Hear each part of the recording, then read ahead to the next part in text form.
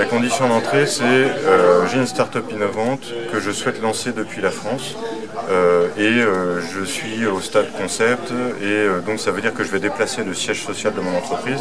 C'est vraiment d'attirer des entrepreneurs pour qu'ils lancent leur start-up depuis la France. Ce programme-là, il est ouvert à des entrepreneurs qu'on a éventuellement déjà créés à l'étranger et avec plusieurs stades de maturité envisagés. Pour nous, ce qu'on a ouvert comme programme, c'est notre programme d'incubation, donc au moment où il y a un projet et avant qu'il y ait les premiers clients. La candidature a été conjointe de l'incubateur PACA-Est avec la métropole French Tech Côte d'Azur.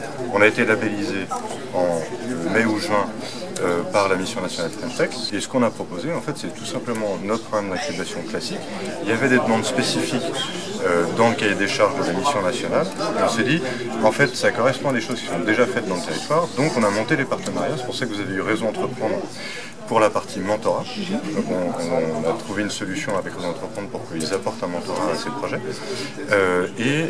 Également avec Schema Business School pour la partie masterclass, puisqu'il y avait une demande qui est des masterclass. Donc masterclass, en fait, c'est des séminaires de travail.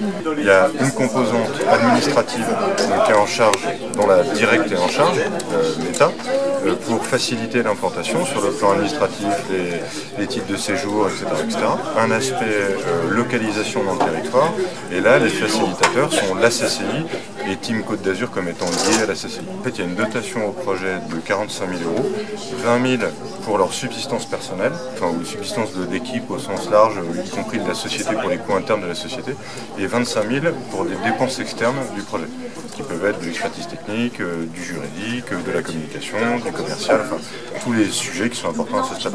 Le nombre de candidatures sur l'appel à projet, c'était au moins 1200 candidatures, et donc sur les 1200, il y en a 70 qui ont été retenues, réparties sur 41 structures, et nous on en a 3.